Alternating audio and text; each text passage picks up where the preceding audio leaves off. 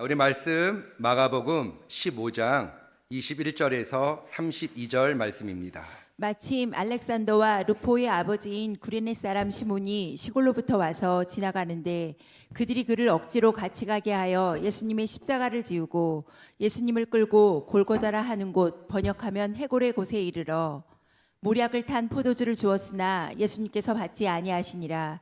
십자가에 못 박고 그 옷을 나눌세 누가 어느 것을 가질까 하여 제비를 뽑더라. 때가 제3시가 되어 십자가에 못 박으니라. 그 위에 있는 제패에 유대인의 왕이라 썼고 강도들을 예수님과 함께 십자가에 못 박으니 하나는 그의 우편에 하나는 좌편에 있더라. 지나가는 자들은 자기 머리를 흔들며 예수님을 모욕하여 이르되 아하, 성전을 헐고 사흘에 짓는다는 자여, 내가 너를 구원하여 십자가에 내려오라 하고, 그와 같이 대제사장들도 서기관들과 함께 희롱하며 서로 말하되 그가 남은 구원하였을 때 자기는 구원할 수 없도다. 이스라엘 왕 그리스도가 지금 십자가에서 내려와 우리가 보고 믿게 할지어다 하며 함께 십자가에 못 박힌 자들도 예수님을 욕하더라. 아멘. 자, 오늘 본문의 제목이 억지로 진 십자가라고 지어 보았습니다. 우리 한번 요거만 따라해 주실까요? 억지로 진 십자가. 네, 본문의 오늘 설교의 제목만 여러분들이 먼저 머리에 좀 기억하고 그 다음에 제 말씀과 함께 나아가면 아마 하나님께서 저와 여러분에게 아마 동일한 은혜들, 또 하나님이 주시고자 하시는 것과 또 우리가 받고자 하는 것들이 좀 다른 것 같아요. 그죠? 저도 평생 목사로 살아오고 선교사로 살아오고 우리 북한 친구들과 함께 동고동락하며 공동체 생활을 해왔지만 제가 바라는 대로 이루어졌던 것보단 항상 하나님이 원하시는 대로. 근데 문제는 그거를 그때는 모른다는 거예요. 그죠? 지금 우리가 힘들고 지금 우리가 조금 너무 숨이 차고 또 도저히 하나님이 왜 이렇게 하실까라고 생각할 때 우리가 보통 그 전에 우리가 살아왔던 어제, 지난달, 작년, 뭐 10여 년 전을 돌이켜 보면 그때도 지금처럼 정말 숨이 차고 죽을 것 같은, 아니 죽는 게 더 낫지 않을까라는 생각을 그때도 했다라는 거예요. 근데 지금 돌이켜 보면 그게 은혜인 거죠. 그 순간에도 나는 죽을 것 같았고 하나님은 나와 멀리 있는 것 같았고 내가 원하는 대로 하나님이 응답해 주지 않는 것 같았는데 지금 어제를 돌아보고 지금 작년을 돌아보고 지금 몇 년 전에 나의 그 힘든 시간들을 돌이켜 보면 아, 이게 은혜구나 라는 생각을 하게 된다라는 거죠. 그러면서 오늘도 그런 것 같아요. 오늘 우리의 이 답답함이 내일 우리에게 오늘이 은혜가 될 텐데 근데 우리는 인간이라 오늘 힘든 거죠. 오늘 힘든 거. 이게 신앙생활을 우리가 뭐 모태신앙으로 뭐 수십 년 오랫동안 해왔어도 그게 그렇게 쉽게 극복이 되어지는 것은 아닌 것 같아요. 뭐 바울이 두들겨 맞고 그 지하 감옥에서 찬양을 했다. 우리도 그렇게 해야 된다. 여러분 그렇게 하는 사람들 별로 없습니다. 축구한다고 다 손흥민 되지 않아요. 우리가 야구한다고 다 박찬호가 되고 이정우가 되지 않아요. 그런 사람은요 한 시대에 100년에 한 명 나오는 거죠. 바울 같은 어른이 성경에 한 명 있는 거고 베드로와 같은 어른이 한 명 있는 거죠. 우리가 다 바울이 될 수 없고요. 우리가 다 베드로가 될 수 없다라는 거예요. 근데 교회에서는 목사는 항상 그분을 닮아서 그렇게 하라라고 하는 거죠. 근데 사실 불가능합니다. 저는 영어로 이런 말 있지 않습니까? 우리 그 명품 가방을 비가 올 때 이게 명품인지 가짜인지를 알 수 있는 쉬운 방법 있잖아요. 비가 올 때 명품 가방으로 나를 가리면 짝퉁이고 비가 올 때 가슴으로 품으면 이게 진짜래요. 내가 젖는 게 낫지 명품이 젖으면 안 된다라는 거죠. 그거를 영어로 이 짝퉁을 이미테이션이라고 하잖아요. 이미테이션. 비슷하게 만든 거죠. 근데 우리는 예수님이 될 수 없어요. 물건은 짝퉁과 진품이 완전히 그 값어치가 달라지지만 우리의 신앙은 예수님의 짝퉁. 우리는 절대 예수님이 될 수 없어요. 그러나 예수님의 짝퉁 정도만 돼도요, 우리의 인생은 완전히 성공한 거라는 거죠. 그러니까 우리는 절대 정품이 될 수 없는데 우리가 예수님이 되려고 하고 우리가 바울이 되려고 하고 우리가 성경의 그 위대한 선배들이 되려고 하기 때문에 우리에게 숨이 차는 거죠. 축구 선수로서는 활약을 못했다가 감독으로 인기를 끄는 사람들도 있고, 그죠? 엊그저께인가 그 육상 뭐 시합을 한 것 같은데 저도 뉴스를 잠깐 봐갖고 중학교 2학년 한국 여자 아이가 100m 달리기를 했는데 1등을 했어요. 그리고 고등부도 하고 성인부도 하고 했는데 그 성인부에는 국가대표들이 있는 거죠. 근데 이 중학교 2학년 여자 아이의 기록이 국가대표 여자 성인보다 더 빨리 뛴 거예요. 중2 여자아이가 우리나라에 난리가 났어요. 이제 우리나라도 이제 정말 어마어마한 유망주가 났다. 여러분, 그런 유망주는요 100년에 한 명 나오는 거예요. 100년에 한 명. 신앙의 위대한 유산도요 결국은 시대가 만들어져야 되고 역사가 우리를 필요로 해야만 순교도 하고 복음을 위해 우리의 삶을 불사를 수 있는 거지. 주여 내가 여기 있습니다, 나를 써달라고 할 때 입장을 바꿔놓고 하나님이 왜 나를 써야 되는지가 설명이 안 돼요.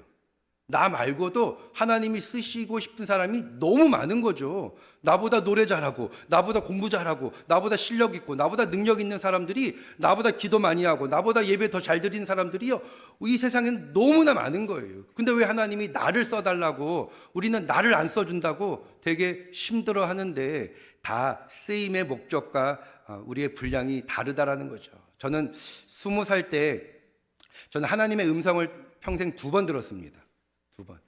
첫 번째가 이제 20살 때고 두 번째가 30살 때인데 둘 다 북한에 관련된 거예요. 20살 때 봄에 여의도 광장에서 전국민 그 대형 집회가 있었습니다. 제가 이제 고등학교 졸업하고 바로 20살 되는 봄에 여의도 광장에서 같이 기도를 하는데 하나님의 음성이 들리고 환상이 보였어요. 그게 뭐냐면 평양 형제산구역 형산리 네가 갈 곳이다 준비해라. 딱 이렇게 말씀하셨어요. 그래서 평양의 서북에 있는 형제산구역, 한국으로 말하면 마포구, 용산구가 북한은 구역이라고 하거든요. 그 형제산구역에 있는 형산리라는 동네, 정확하게 동네까지 보여주시면서 환상으로 네가 갈 곳이다 준비해라 하시더라고요.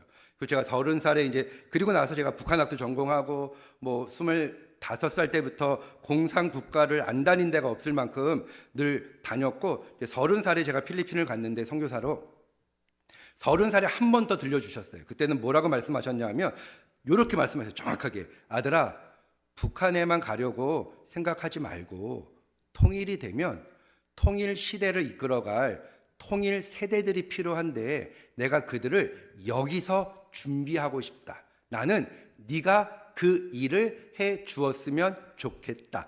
딱 이렇게 말씀하셨어요. 딱.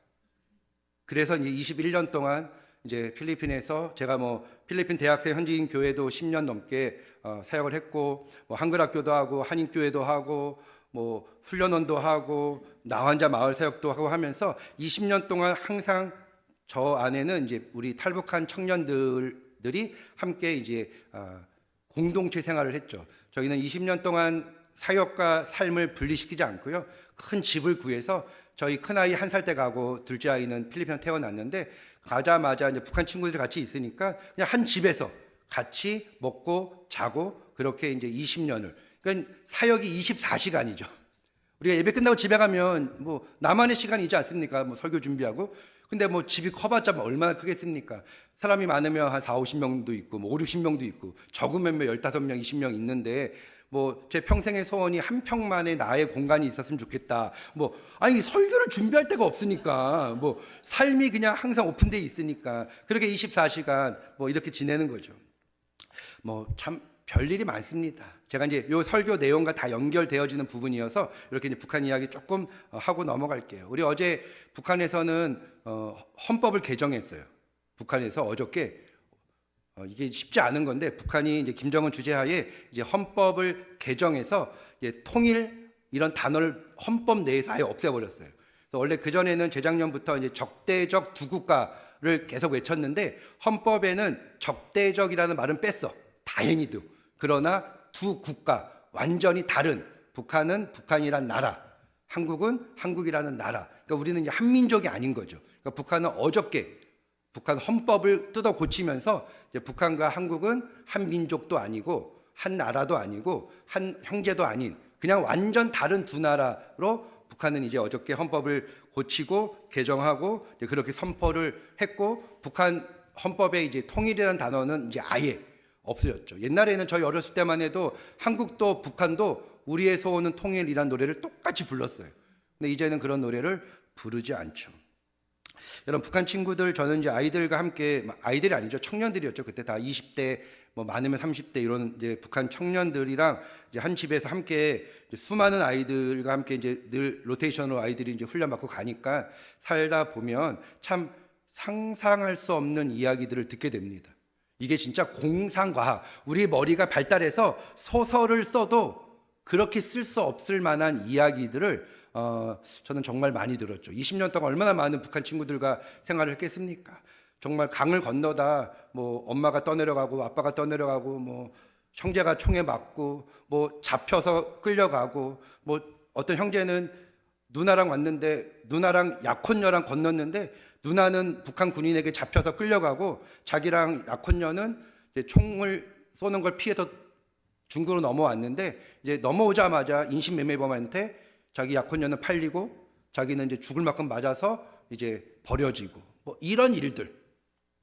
이게 뭐 한두 가지가 아니죠. 뭐 몽골로 이제 엄마랑 아줌마들이랑 이제 이 초등학교 여자아이가 엄마랑 같이 건넜는데, 이 몽골에서 국경을 넘을 때는 이게 모래 사막이다 보니까 바람이 슉 불면 이 눈앞에 보이는 지형이 바뀌어요. 이게. 그래서 이제 가이드가 항상 앞에서 이제 그 군인들이 지나가면 바로 엎드려 있다가 이제 조금 한 몇 분 지나서 다시 일어나는데, 엎드리기 전에 봤던 데 앞에 그 모습과 몇 분 후에 일어나서 보는데 앞에 모습이 다른 거예요. 그래도 그거를 의심하지 말고 엎드렸다가 일어난 그대로 걸어가라 라고 하는데, 그렇게 쉽지가 않습니다. 요 스토리의 모토가 차인표가 주인공했던 크로싱이라는 영화가 요 이야기예요. 그래서 고개를 숙이고 들었는데 지형이 바뀌어서 저쪽인가 싶어서 걸어가다가 끝내는 그냥 사막에서 죽는 일들도 이제 비일비재하고, 딸을 놓고 엄마가 혼자 건너가는 일들도 비일비재하고, 그러니까 부모와 가족, 형제, 뭐 그들 안에 있는 뭐 트라우마들, 뭐 중국까지 넘어와도 또 뭐 인신매매 당하고, 뭐 아이 낳고 도망가다 잡혀서 또 죽을 만큼 또 얻어맞고, 또 북한으로 송환되면 또 거기서는 또 상상할 수 없을 만한 이런 일들도 경험하고. 저는 필리핀에서 우리 남북한 청년들과 함께 한국도 아니고 북한도 아닌 제3의 지역이라는 공간에서 동등된 입장에서 통일을 미리 살아보자 라는 마음을 하나님이 주셔서, 제가 아까 두 번째 하나님의 음성을 들은 그 시점부터 이제 바로 통일 미리 살아보기라는 운동을 이제 필리핀에서 했어요. 탈북한 청년들, 한국 청년들을 모집을 해서 이제 필리핀으로 와서 여권은 다 뺏어갖고 제 금고에다 놓고 이제 같이 먹고 자는 거예요. 남자들은 남자들 한 방, 여자들은 여자들 한 방. 정말 와, 한 달, 두 달은요, 하루에도 남북전쟁을 수십 번씩 하는데 정말 죽을 것 같습니다. 뭐 그러다가도 뭐 새벽에 막 그 북한 형제들 중에는 특별히 이제 우리가 알고 있는 뭐 꽃제비란 말 있죠. 이제 우리가 쉽게 말하면 이제 고아들이에요. 버려진 고아들. 부모가 다 굶어 죽었거나 아니면 뭐 자기 혼자 어렸을 때부터 길거리에서 훔쳐먹고 주워먹고 그런 아이들은 이게 성품이 조금 거칩니다. 아무래도 우리가 뭐 한국도 그렇잖아요. 뭐 집안이 부모님들이 건강하지 않은 곳에서 자란 아이들이 성격이 거칠듯이, 그러니까 이런 아이들은 자기 마음에 조금만 안 맞으면 정말 눈이 탁 뒤집혀요. 흰 것만 보이는 거죠. 눈동자가 탁 뒤집혀서 뭐 새벽에 뭐 주방에 가서 칼 들고 와가지고 막 죽이겠다고 난동 피는 아이들도 있고, 뭐 이런 일들, 집에 수십 명의 아이들이 있고 제 아들들은 아직 어린데도 뭐 이런 일들이 있고, 우리가 그런 시간들과 삶들을 이게 내가 억지로 한 게 아닌데, 그죠? 하나님의 은혜 안에 나에게 그런 부르심이 있었고 그 부르심에 순종했고 또 기쁨과 감사함으로 훈련받고 또 사역하고 있는데도 그게 버거울 때가 너무나 많은 거죠.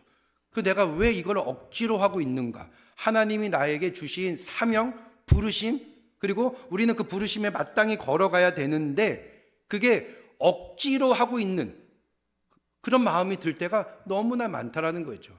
사실 그렇게 되면 사역이 안 됩니다. 목회도 안 되고요. 선교도 안 되고 뭐 우리 찬양 사역하시는 분들도 마찬가지입니다. 이게 노래로 느껴지는 사람의 눈이 보일 때 제가 장로교 합동층 목사지만 신앙생활을 여의도 순복음교회에서 했습니다. 20년 정도 여의도에 있었었는데 원래 이제 순복음 신학을 하려다가 제가 북한학 때문에 이제 장로교로 넘어왔는데 제가 이제 청년 때 찬양 인도를 이렇게 했던 경험들이 좀 있는데 그 찬양 인도를 제가 한번 할 때 그 저희 반주자 자매가 이제 그날 무슨 일이 생겨서 이제 못 오게 된 거예요. 그래서 급하게 이제 인천에 있는 그 음악 신학교를 다니는 자매를 이제 사례를 주고 그 당시가 뭐 한 30년 전이죠. 사례를 주고 이제 전공자죠. 피아노 전공자를 이제 불러서 이제 반주를 한 거죠. 그래서 뭐 여도 순번께 알지 않습니까? 기본 앉으면 보통 뭐 1만 명은 앉으니까 뭐 이렇게 제가 우연찮게 아무튼 그런 찬양 사역을 하는 뭐 잘하는 사람은 아닌데 그때 기회가 주어져서 찬양 인도를 막 하는데 나름 그때 얼마나 교만했는지 이게 막 찬양을 막 인도를 하는데 그 반주자 그 막 우리 팀이 아니고 이제 돈 주고 이제 불러온 이 젊은 22~23살 된 요 반주자가 이 반박자가 밀리는 거야. 박자가. 아, 그게 얼마나 귀에 거스리는지. 요 반박자가 느껴집니까? 인간적으로 솔직히 뭐 재수없게 그게 안 느껴져요. 근데 이게 노래를 찬양을 부를 때마다 계속 반박자씩 늦게 들어오는 게 느껴지는 거예요. 그래서 우리 다 같이 기도합시다 이제 시켜놓고 이거 한번 혼내려고. 아, 얼마나 사람이 하나님 앞에 서도요, 참 그렇게 교만합니다. 그래서 다 같이 주를 뭐 주님 한창 부르고 기도합시다 하고 쫙 불러놓고 제가 그 자매를 혼내려고 뒤를 딱 돌아섰는데 제가 숨이 턱 멈춘 거예요. 그 여자아이가 자매가 막 울면서 반주를 하고 있는 거예요. 그러니까 자기가 그 반주를 하면서 그 예배, 그 찬양에 벌써 은혜가 된 거죠. 그러니까 눈물을 못 닦는 거야. 어차피 뭐 이게 반주를 해야 되니까. 그러니까 눈물이 흐르니까 자기 감정이 사람이 이렇게 걸리다 보니까 이 박자가 좀 밀리는 거죠. 제가 그 뒤를 돌아서 그 자매를 혼내려고 했다가 그 자매의 울면서 반주하는, 기도하는 그 모습을 보면서 아, 저 친구가 진짜 예배자다. 저 친구가 진짜 예배자. 반박자 밀리고 한 박자 밀리고가 뭐가 중요하냐. 내가 무슨 찬양 전문 사역자도 아니고 또 여기 뭐 박수치며 기도하는 사람들이 그런 거 아는 것도 아니고. 그러니까 사람이 참 내가 잘난 척하거나 내가 교만하거나 내가 하나님이 주신 은혜로 하는 게 아니라 억지로 하는 듯한 우리의 모습일 때 이런 교만함들이 있지 않을까 싶습니다. 영상을 하나 보고 제가 필리핀에서 우리 남북한 청년들이랑 함께 사역했던 영상입니다. 그거 하나 보고 제가 그 다음 이제 말씀들을 본격적으로 이어가도록 하겠습니다.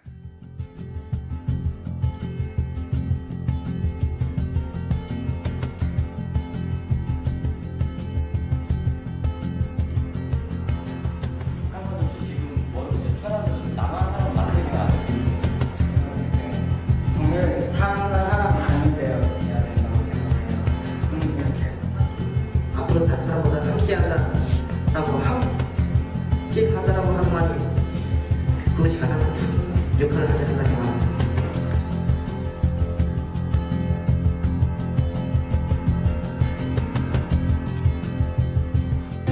우리에게는 태어난 것과 자라온 배경이 중요하지 않습니다. 우리는 하나님의 마음 안에서 하나 된 가족입니다. 우리는 함께 노래하고 함께 예배합니다. 우리는 통일한 것을 감당하게 될 하나님의 비전을 바라봅니다. Salvation sounds a new beginning. As distant hearts begin believing, redemption's bid is unrelenting. Your love goes on.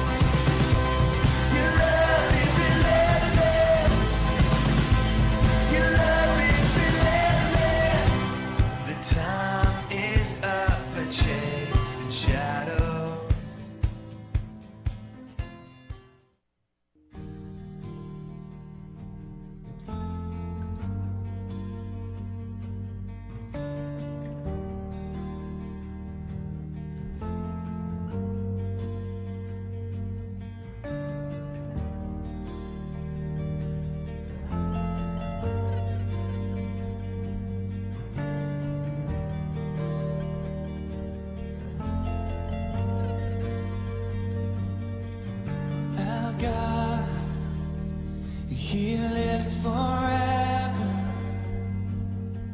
and He reigns in power and love.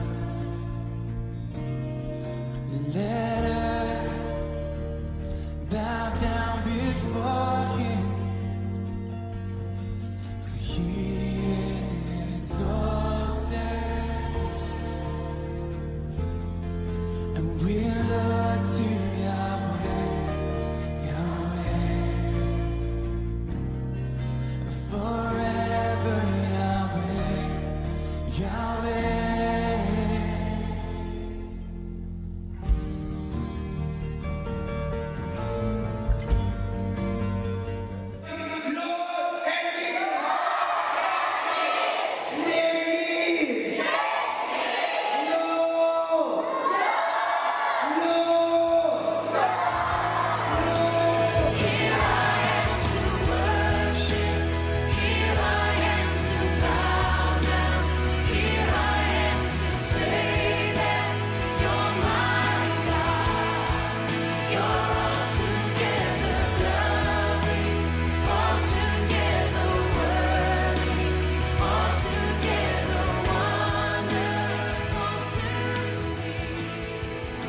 Here I am to worship, here I am to bow down, here I am to say that you're my God, you're together love, altogether worthy, altogether wonderful to me.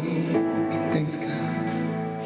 오늘 보시면 아시겠지만 한국 청년같이 생긴 친구들, 뭐 약간 북한 친구들 같이 사실 근데 학교 별거 아니에요. 우리 뭐 여기도 뭐 저는 서울 사람이지만 뭐 전라도 사람, 뭐 경상도 사람, 뭐 그게 뭐가 중요합니까? 근데 우리가 북한이라고 해서 너무 이걸 어떻게 좀 북한은 너무 특별한 거죠. 왜냐하면 그동안 우리가 왕래가 없었고 교류가 없었고 그리고 우리가 오해가 많잖아요. 저는 우리 뭐 저보다 좀 젊은 분들은 뭐 그렇게 안 배웠겠지만 저는 여기 용산에서 학교 다닐 때 제가 마포에서 태어나서 용산에서만 컸거든요. 저희 초등학교 때에 그 북한 사람들을 이렇게 그리기 하는 그리기 시간이 있었어요. 이렇게 얼굴을 그리고 꼭 얼굴은 선생님이 빨간색으로 칠하라 그래요. 그래서 얼굴을 빨간색으로 이렇게 칠합니다. 빨갱이니까. 그리고 마지막으로 선생님이 뭘 하라고 하냐면 머리에 뿔을 2개 그리래요. 2개. 그렇게 배웠어요. 초등학교 때 학교에서 선생님이 얼굴을 빨간색으로 칠하고 머리에 뿔을 그리게끔 선생님이 가르치셨어. 그래서 저희는 북한 사람들은 다 머리에 뿔이 있는 줄 알고 얼굴이 빨간 줄 알아요. 그리고 우리가 뭐 그렇잖아요. 뭐 북한 사람들은 뭐 젓가락 하나 가지고 뭐 수십 명도 죽일 수 있다. 말도 안 되는 소리예요. 북한 사람들은 우리 한국 사람들을 얼마나 무서워하는데요. 한국 사람들이 북한 사람들을 피를 쪽쪽쪽 빨아갖고 말려 죽인다라고 북한에서 가르쳐요. 절대 남조선 사람들을 만나면 안 된다. 너희들 피를 다 빼갖고 말려서 죽인다. 뭐 이렇게 가르쳐요.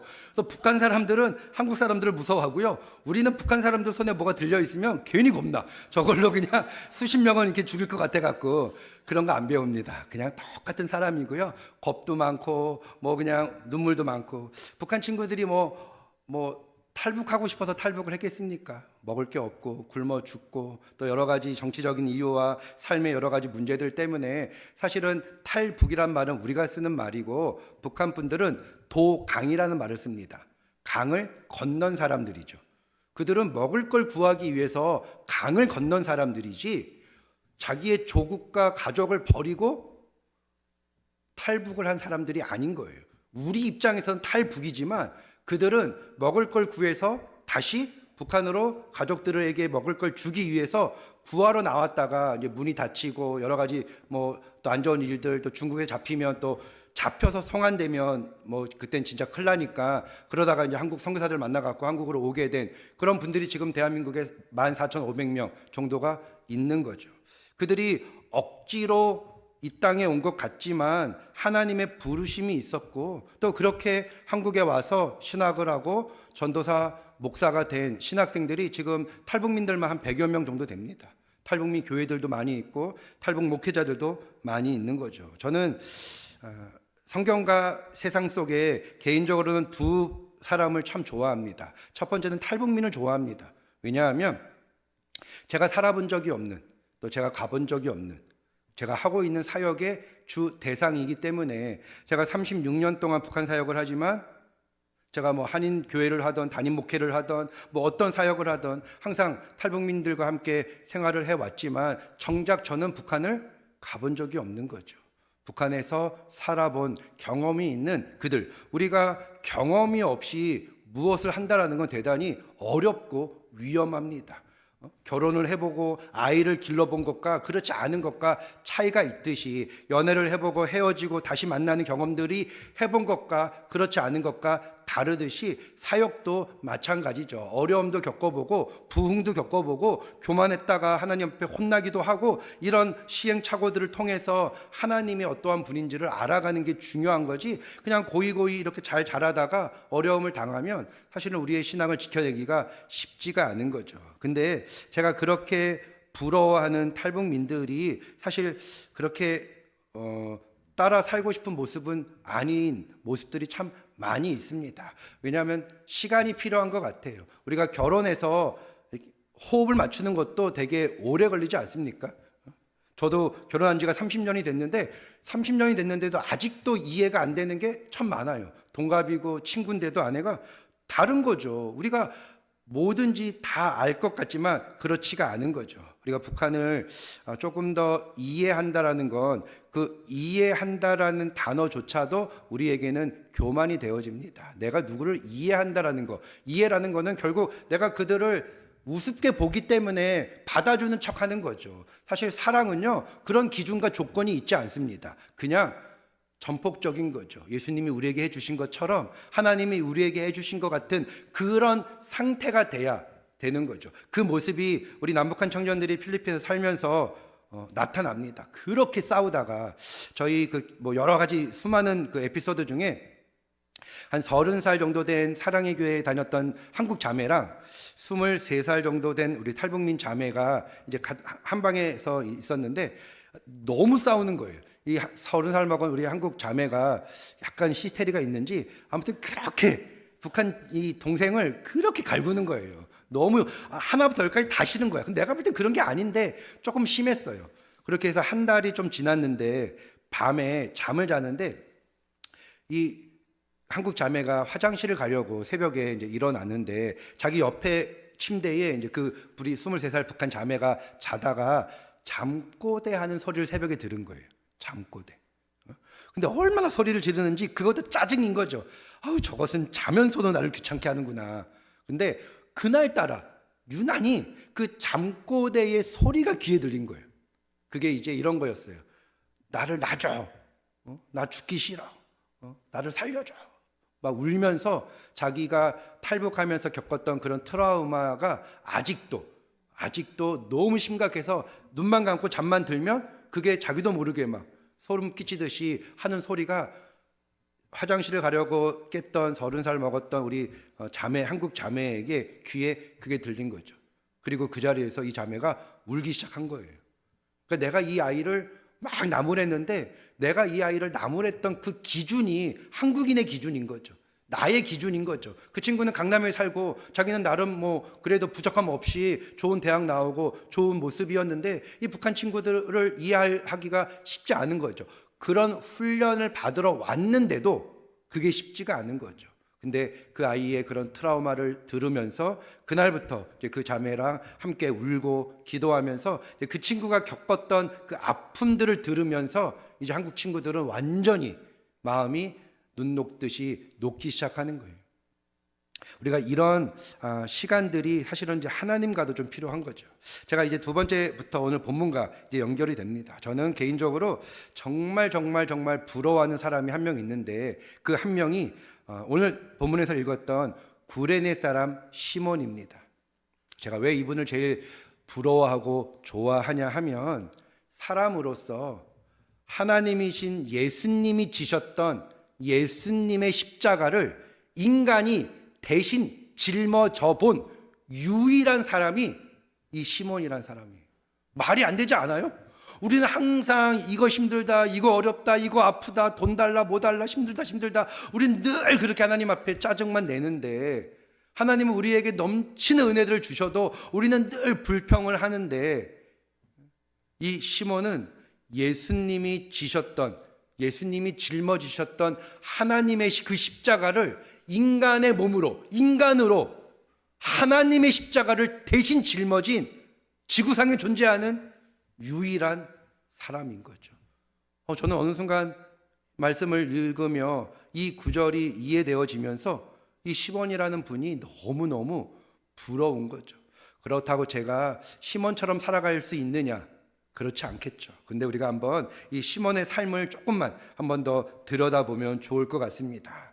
이 시몬이란 사람은 구레네에서 왔다고 합니다. 구레네가 요즘으로 말하면 북아프리카 리비아라는 지역에 있습니다. 알렉산더 대왕 이후에 헬라 문화권에 속한 도시였고 유대인 디아스포라들이 모여 살았던 공동체의 모습들이에요. 그러니까 이 시몬은 유대인이죠. 유대인인데 다른 나라에 가서 살고 있는데 이 유월절을 맞이해서 성지순례처럼 지금 이 이스라엘 예루살렘에 오게 된 거죠. 이 유월절 절기를 지키기 위한 순례자인 거죠. 근데 뭐 그 정도면 예수가 누구인지에 대해서는 뭐 듣지 않았겠습니까? 근데 그날따라 정말 구름대와 같은 사람들이 예루살렘 길에 쫙 모여 있는 거죠. 그리고 오늘 내가 구레네에서 들었던 그 예수라는 하나님의 아들이라고 말하는 그 예수라는 자를 십자가에 처형한다라는 소식을 이 시몬도 들었고 사람이 모여 있는 그곳에 그도 이렇게 가서 그 한켠에 서 있던 거죠. 어저께 BTS가 멕시코 그 대통령 궁에 나갔는데 멕시코 대통령 궁에 온다라는 소문만 듣고도 5만 명이 모였대요. 멕시코 아이들이 공연을 한 게 아니고 오늘부터 공연인데 어저께 멕시코 대통령이 초청해서 그 대통령 궁의 베란다에 나와서 인사한다라는 소문이 나갔고 그 짧은 시간 안에 5만 명의 아이들이 모였대요. 정말 대단하지 않습니까? 아마 이날 5만 명은 아니지만 참 많은 사람들이 모이지 않았을까 싶습니다. 여러분 조금 더 성경 속으로 한번 들어가 보면 좋을 것 같아요. 성지순례 다녀오신 분들은 아시겠지만 이 골고다로 올라가는 이 골목이 되게 좁습니다. 지금도 있어요. 그리고 지금은 양쪽이 다 이 상점들이 쫙 있습니다. 조그마한 가게들이 뭐 기념품 팔고 아무튼. 근데 그게 이렇게 쭉 일자 길이 아니라 정말 꼬불꼬불 이렇게 올라가야 이제 마지막에 이제 골고다 언덕까지 이제 올라가는 그 길이 지금도 예루살렘에 가면 이렇게 이제 상점들을 사이로 있거든요.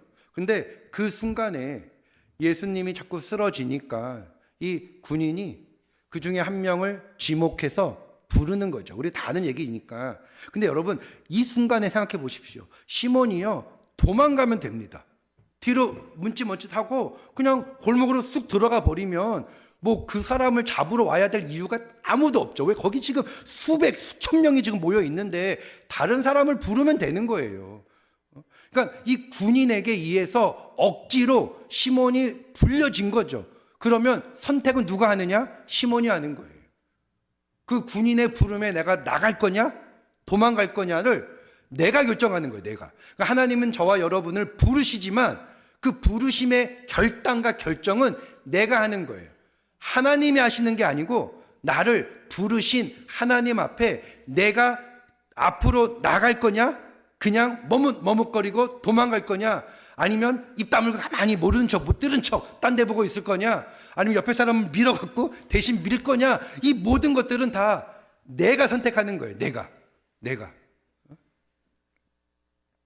근데 그 순간에 이 시몬이 뚜벅 그 앞으로 나가죠. 그리고 역사적인 장면이 나옵니다. 예수님의 십자가를 딱 어깨에 짊어지고 예수님을 이렇게 부둥켜 안고 걷기 시작합니다. 여러분, 이제 저는 예수님의 입장에서 잠깐 생각해 볼게요. 예수님이 지금 거의 온몸이 만신창이죠. 다 아시잖아요. 힘이 없죠. 여러분 십자가의 무게가 80kg라고 합니다. 80kg. 저도 지금 80kg를 들려고 그러면 못 들 것 같아요. 배부른 몸에서도. 그죠? 근데 맞으시고 찢기시고 굶으신 분이 이 80kg가 넘는 십자가가 얼마나 무겁겠습니까? 그렇게 넘어지다가 뭐 뼈가 부러지거나 죽을 확률이 많은 거죠. 근데 누군가 옆에 와서 자기를 딱 부둥켜 안고 십자가를 대신 짊어지는데 그때 예수님께서 이 사람이 누굴 거라고 생각했을까요? 뜬금없이 누가 내 옆으로 뚜벅뚜벅 걸어와서 십자가를 대신 짊어지고 예수님을 이렇게 부추기는 순간에 눈도 거의 못 뜬, 거의 정신이 없으신 그 상황에서 예수님은 지금 이 사람을 누구라고 생각했을 것 같으세요? 뭐 모릅니다. 성경은 그런 말을 하고 있지는 않으니까. 저는 예수님은 그가 베드로라고 생각하지 않았을까 싶습니다. 베드로밖에 없어요. 그런 행동을 할 만한 위인은. 그죠? 십자가를 대신 짊어지겠다고 그냥 막 눈에 불을 켜고 달려 나올 만한 예수님의 제자들 중에는 베드로밖에 없어요. 베드로밖에. 근데 예수님이 어렵게 눈을 뜨고 옆을 탁 봤는데 처음 본 사람이에요. 그럼 뭐 이름이 뭐냐? 고맙다. 뭐 그랬겠습니까? 그냥 눈빛으로만 서로 대화를 하는 거죠. 예수님의 눈빛이 이 시몬이 바라보는 정말 10cm, 20cm도 안 되는 내 바로 옆에서 그 거친 호흡을 귀로 들으면서 예수님의 눈동자를 바라봤던 이 시몬이 지금 예수님이 나에게 뭐라고 말씀하시는지 말은 하지 않았지만 눈빛만으로도 벌써 그의 가슴은 내가 자진해서 십자가를 지겠다라고 군인한테 내가 대신 질면 안 되겠습니까? 라고 손든 게 아니라 너 이리 나와서 이거를 대신 짊어져라고 억지로 그를 불러냈지만 그는 예수님을 부둥켜 안고 십자가를 짊어지면서 자기 옆에서 예수님의 눈동자와 마주치면서 눈으로 몇 마디 나눴겠죠. 예수님은 그가 누군지 모릅니다. 그리고 그에 붙들려 그를 의지해 골고다 언덕을 올라가죠. 근데 문제는 여기서부터 시작합니다. 여러분, 골고다 언덕 올라가는 길이요, 이렇게 평범한 길이 아니에요. 직선이 아닙니다. 이렇게 꼬불꼬불한 길이거든요. 그러면 지금 여기서 예수님이 넘어지고 군인이 시몬을 불러서 십자가를 대신 짊어지게 한 이 장면을 거기에 모인 무리들은 다 봤잖아요. 그러니까 아무 오해가 없죠. 근데 문제는 이제부터예요. 우리의 신앙이, 우리의 사명이, 우리의 삶이 이제부터입니다. 뭐냐 하면 예수님을 붙드는 순간, 십자가를 대신 짊어진 순간 이제 코너가 돌아서게 돼요. 그러면 거기에 모여있는 사람들은 내가 왜 십자가를 짊어졌는지를 모르는 거죠. 내가 누군지도 모르는 거죠. 저쪽에서는 분명 예수라는 청년이 십자가를 짊어지고 혼자 올라오는 걸로 알고 있는데 뜬금없이 2명이 올라오는 거야. 얻어맞기는 저 사람이 얻어맞아서 제가 예수 같은데 십자가는 이 사람이 짊어지고 있는 거예요. 여러분, 사람의 군중 심리가 무섭습니다. 그때부터 이 시몬은 십자가 처형을 당할 만큼의 악독한 죄를 진 놈이 됩니다. 사람들의 입에 저 죽일 놈, 생긴 거 봐, 얼굴 봐, 완전 범죄자야. 쟤는 왜 안 맞고 저렇게 오지? 그때부터 이 시몬은 수많은 사람들의 손가락질과 조롱과 돌멩이의 던짐과 침뱉음을 당하게 되는 거죠. 우리가 하나님의 시몬이 예수님을 선택하지 않았다면, 시몬이 십자가를 선택하지 않았다면, 시몬이 군인들의 외침에 거부하고 도망갔다면 그는 이런 오해, 이런 조롱, 이런 손가락질 이런 거 안 받았겠죠. 안 받았겠죠. 근데 예수님을 선택한 순간부터 이젠 예수님이 받아야 될 그 조롱들을 내가 받게 되는 겁니다. 억울하죠. 내가 무슨 잘못을 했다고? 니네들이 내가 누군 줄 알고 나한테 이러냐? 불평, 원망, 짜증. 그래서 하나님 앞에 죄 좀 손봐달라고 뭐 이렇게 기도도 하고 우리가 뭐 그렇게 기도하지 않습니까? 막 내가 죽었다 깨나도 쟤랑은 같이 예배 못 드리겠다. 뭐 죄가 있으니까 오늘은 그냥 빨리 그냥 가야겠다 집에 뭐 이런 우리 그러지 않습니까? 보통 교회에서 왜 제가 그 청년들 사역할 때 아니 왜 연인들이 헤어지면 왜 둘 다 교회를 떠나요? 아니 헤어지면 한 명만 떠나면 되잖아. 보기 싫으면 왜 둘 다 교회를 떠나냐고. 저는 항상 이렇게 했어요.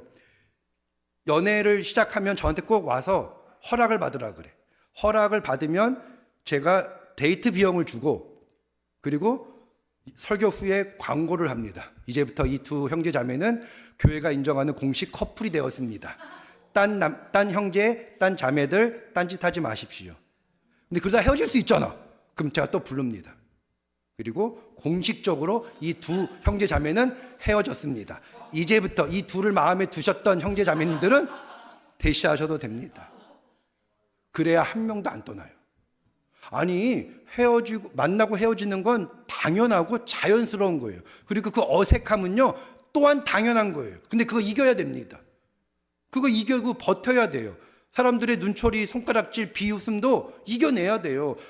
그것도 못 이기면서 하나님을 버리는 어리석음들이 우리 젊은 청년들에게 너무 흔한 거죠. 아니 연인을, 형제 자매를 잃은 것도 속상한데 하나님도 잃잖아요. 교회를 떠나잖아. 그리고 술을 먹어. 그리고 용기도 없으면서 왜 아파트 옥상을 올라가? 내려다보고 겁먹고 내려오잖아요. 그냥 정신 차려갖고. 그러면서도 다음날 또 다른 형제 없나, 다른 자매 없나, 뭐 이런 어처구니 없는 모습을 하는 거죠. 우리가 예수님을 선택한 순간 안 받아도 될 오해, 안 받아도 될 모욕, 안 받아도 될 수고와 어려움들을 우리는 받을 수밖에 없습니다. 근데 시몬이요 절대 불평하지 않습니다. 고난을 피해서 도망가지 않습니다. 고난을 불평하지 않습니다. 고난을 은혜로 받죠. 근데 여러분, 제가 여기서 한 가지만 더 말씀드리고 싶으면 건 뭐냐 하면 말이 많으면 안 돼요. 여러분, 시몬이 그 수많은 사람들의 손가락질과 막 쟤도 죄수야? 어우, 생긴 거 봐봐. 저것도 얼굴이 벌써 딱 어우, 저게 어떻게 예수나 쟤나 똑같네. 뭐 이런 말도 안 되는 소리를 듣고 대꾸를 하시면 안 돼요. 입을 벌리는 순간부터 우리의 마음은 사단에게 뺏깁니다.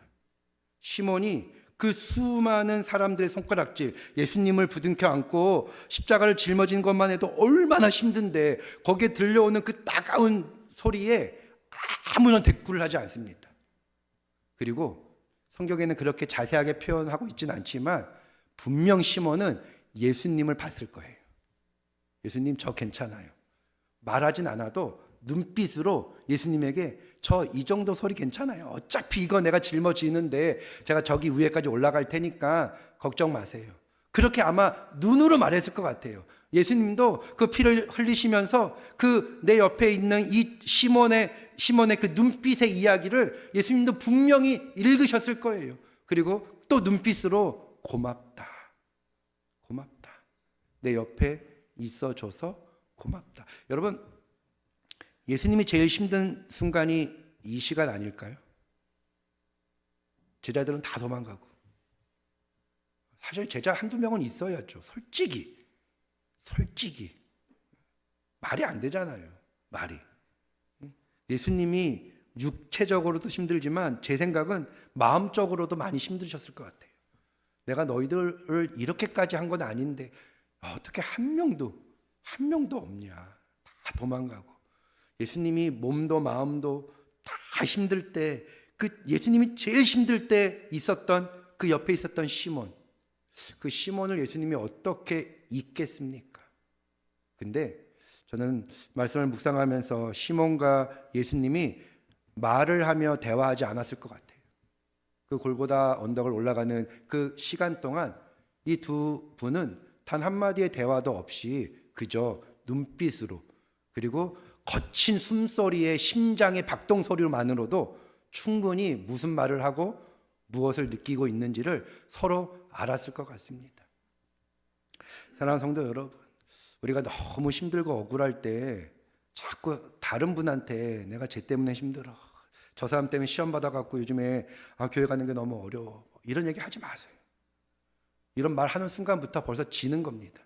그 말하면 그 사람이요 절대 입이 무겁지 않아요. 절대 입이 무겁지 않습니다. 쪼르륵 가서 또 누구에게 말합니다.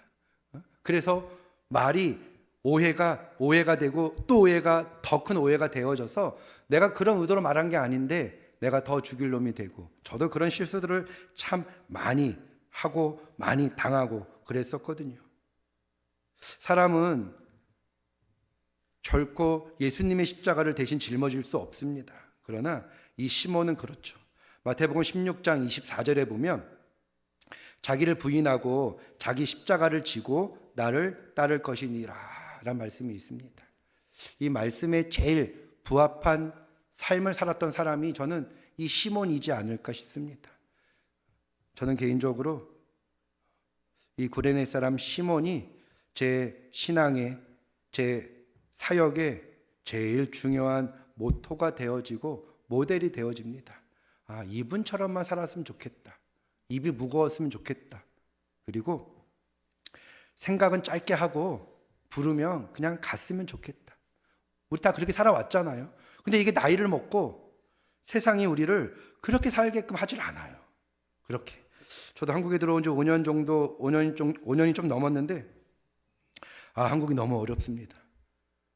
저는 진짜 한국이 이렇게 힘든 곳인지 너무 어려워요. 2번의 목회도 하고, 뭐 지금은 기독교 통일본 사무총장도 하고 있고, 뭐 사임하고 지금은 이제 백수로 있지만, 한국이라는 사회가 우리가 생각한 거와 너무 달라요. 요즘 교회는 그 후임자가 구할 수가 없습니다. 요즘 교회들은 다 그냥 교회가 목사님이 은퇴하면 교회를 그냥 폐쇄합니다. 노예를 가면 뭐 폐쇄 교회가 노예 갈 때마다 쭉 나옵니다. 그리고 폐쇄를 안 하면 합병을 합니다. 요즘에. 앞으로 10년 안에는 대한민국 교회가 반으로 줄 겁니다. 다 통폐합이에요. 통폐합. 그러니까 목회자가 갈 데가 없어요. 사역자가 가서 사역할 교회가 없어집니다.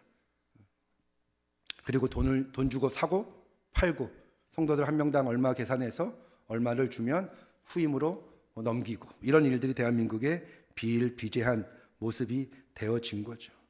여러분, 우리가 하나님이 처음 우리를 부르셨을 때에 그 순수한 모습으로 좀 나아가면 어떨까 싶습니다. 오늘 말씀을 종일 준비하고 제가 1시간 전쯤에 와서 뒤에서 앉아서 기도하며 찬양, 우리 또 준비하시는 우리 사역자님들의 찬양들을 같이 부르면서 제 마음에도 20살 때 저를 불러주셨던 하나님, 저를 뜨겁게 만나주셨던 하나님, 그때 정말 주머니에 단 10원이 없어도 하나님 앞에 온 생명을 다해서 살아왔던 그 모습, 한국에 오기 전까지 그렇게 살았는데 한국에 와서는 그렇게 안 되는 것 같아요. 한국에서는 제가 필리핀에서 사역했던, 제가 저기 보시면 알겠지만 아까 영상에서 제가 그 나환자 마을, 필리핀 나환자 사역을 한 8년 정도 했습니다. 우리 남북한 청년들을 데리고 나환자 마을에 들어가면 거긴 지금도 전기가 없고 물이 없어요. 한 80명, 한 100명 정도의 나환자 마을이 있는데 필리핀 사람들도 그들이 있는 걸 싫어해서 그들을 산속으로 밀어내거든요. 그래서 그쪽에는 물도 안 나오고 전기도 없습니다. 그곳에 제가 한 8년 정도 바기오에 있다가 마닐라 내려온 그 모든 시간들을 우리 남북한 청년들을 데리고 나환자 마을에 가서 함께 예배하고 그들과 함께 뜨겁게 사역을 하고, 손이 없고 손가락이 없고 코가 없고 막 이런 모습들. 근데 제가 나름 우리 북한 이 어려운 사역을 하면서 저는 낮아지고 또 겁이 좀 없고, 그리고 충분히 내 모든 것을 드릴 수 있다라는 자신감 같은 믿음으로 늘 사역해 왔거든요. 근데 제가 어디서 충격을 먹었냐 하면, 우리 나환자분들을 처음 만났는데, 소개를 받아서 나환자 마을을 갔는데 제가 그분들을 처음부터 이렇게 안아드렸어요. 근데 그분들이 저를 이렇게 좀 이렇게 밀어내더라고요. 2번째 갔을 때 제가 이렇게 안았는데 정말로 제 엉덩이가 10cm 빠졌습니다. 10cm. 안 보여요. 근데 저는 알아요. 내가 그분들을 안을 때 내 엉덩이가 살짝 빠졌다는 거. 이 눈으로 10cm가 보이지 않습니다. 근데 그분들이 알아요. 그분들이 내가 자기를 이렇게 다가오면서 내가 그분들을 안을 때, 아, 저 사람이 나를 조금 꺼려 하는구나를 그분들이 알죠. 그 10cm를 줄이는데 1년이 걸렸습니다. 제가 저를 훈련하고 그들이 나를 받아들이는데 한 1년이 걸리더라고요. 그리고 나서부터는 진짜 뽀사지게 안아줍니다. 뽀사지게. 제가 그분들을 뽀사지게 안아주고 그분들도 저를 보면 막 달려와서 저를 뽀사지게 안고. 무섭지가 않았어요. 겁이 나질 않았습니다. 그리고 왜 겁이 안 났냐 하면 그분들이 드리는 찬양, 그분들이 드리는 기도, 그분들이 울면서 하나님 앞에 예배하는 그 모습이 내가 지금까지 선교사로 살아왔던 이 모든 것들을 다 합쳐도 그분들의 100분의 1, 1000분의 1도 안 될 것 같은 거예요. 내가 그분들에게 더 은혜를 받고 오고 도전을 받고 오고 사역 정말 똑바로 해야겠다. 더 겸손하게, 더 주만을 위해 살아야겠다. 아무것도 없는 오늘도 코가 뭉그러지고 오늘도 손가락이 뭉그러지는 저들이 하나님 앞에 저렇게 기도하는데 제가 그분들한테 주여 삼창 가르쳤거든요. 그래서 영어로 롯 삼창 외치고 1시간씩 통성기도를 시켰어요. 저분들. 그 다음부터 이제 기도하자 그러면 다 이제 주여 삼창을 합니다. 근데 우리가 외치는 주여 삼창, 그 찬양 사역하다 보면 그 성악하는 분들이나 아니면 이렇게 목소리를 많이 아끼는 분들이 주여 주여 주여 이렇게 하는 분들 있잖아요. 좀 그쵸? 좀 이렇게 좀 같이 있기가 좀 부담스러운 분들 생각보다 많이 있잖아요. 응? 근데 그분들은 그렇게 안 해요. 그분들은 그렇게 안 해요. 정말 시몬처럼 부르짖어요. 소리의 크고 작음이 아니라 진짜 하나님밖에 없어요. 진짜 하나님밖에. 그걸 선교사로 살면서 제가 배운 것 같아요. 근데 한국에 와서 그렇게 사역을 했는데 그래서 14년 동안 새신자가 한 명도 없던 교회에 제가 아내랑 부임하고 1년 사이에 80명 정도가 전도되어져 왔는데 교회가 부흥한 게 기분 나쁘다고. 여러분 요즘 한국 교회 부흥하는 거 싫어합니다. 깜짝 놀랐습니다. 어색한 거예요. 우리끼리 한 20년 우리끼리 예배를 드린 거예요. 여러분들끼리만 한 20년 예배 드렸는데 거기 새신자들이 한 10명씩 오는 거야. 이게 너무 불편한 거야. 어색하고. 그래서 그만두라 하더라고 저보고. 그래서 사임했습니다. 말도 안 되는 거죠. 저는 거짓말인 줄 알았어. 진짜 그럽니다. 그분들 전도도 해요.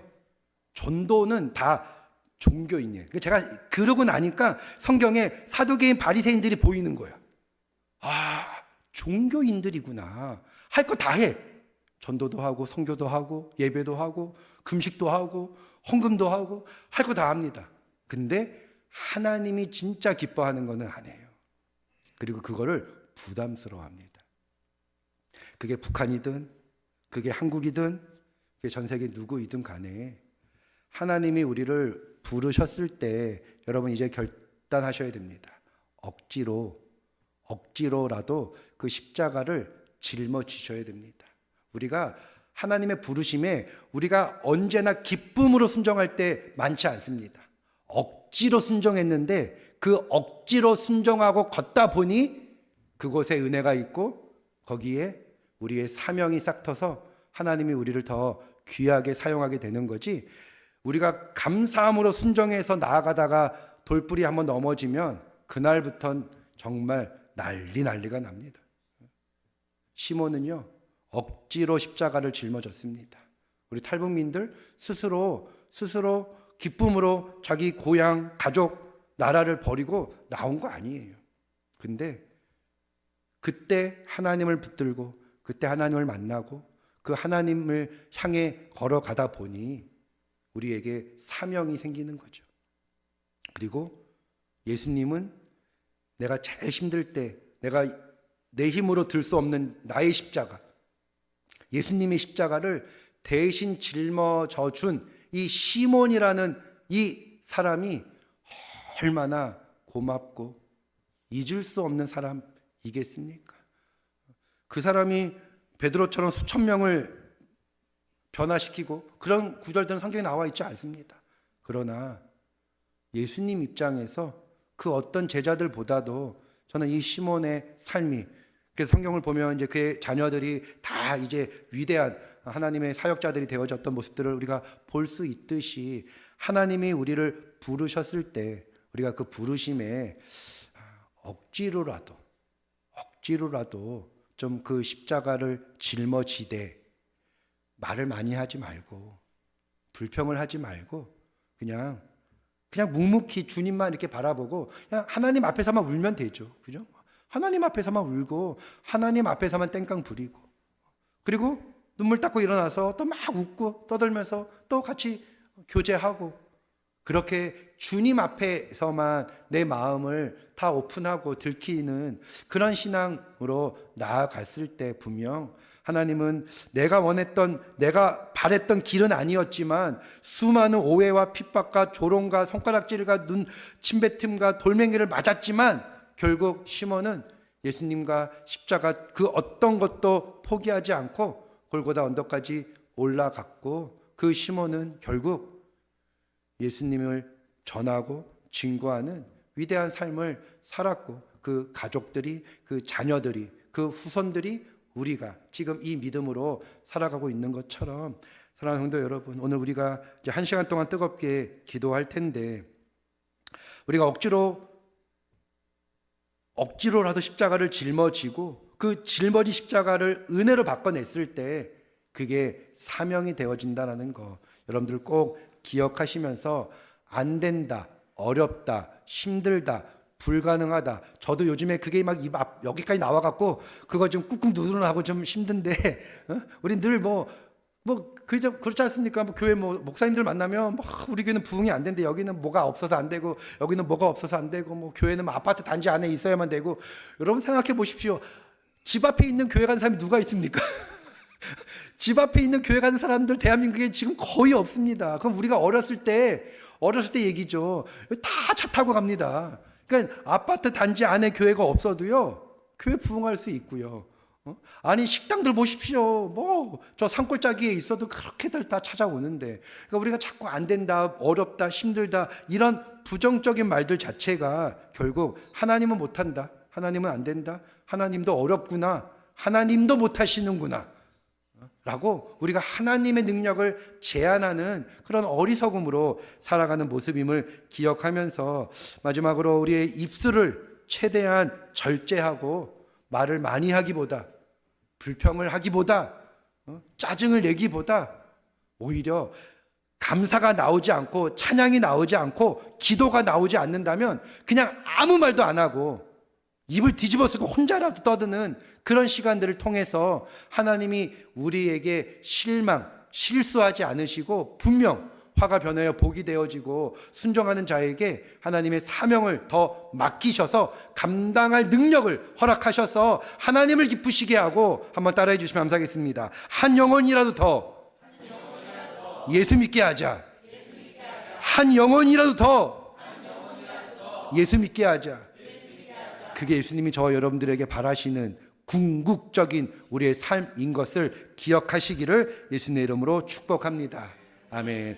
지금은 우리를 사랑하셔서 이 땅에 오시고 우리를 구원하시고자 십자가 못 박혀 돌아가신 예수님의 그 크신 은혜로우심과 독생자 예수 그리스도 우리에게 보내주시기까지 우리를 너무도 많이 사랑해 주시는 하나님의 그 크신 은혜로우심과 성령님의 내주하시고 교통하시고 동행하시며 힘주시는 그 은혜가 구레네 사람 시몬처럼 억지로 짊어진 십자가지만 그것이 은혜요, 그것이 감사요, 그것이 능력이요, 주님만 따라가기를 소망하며 다짐하며 나아가는 우리 가나안 교회와 이 자리에 함께하는 우리 모든 성도님들과 지금도 필리핀에서 선교하고 있는 우리 조용 목사님과 40여 명의 귀한 선교팀들을 위해 이 나라와 이 민족 위에 저 북녘 땅의 2,500만 우리 민족과 열방 가운데 지금부터 영원토록 함께 계실지어다. 아멘.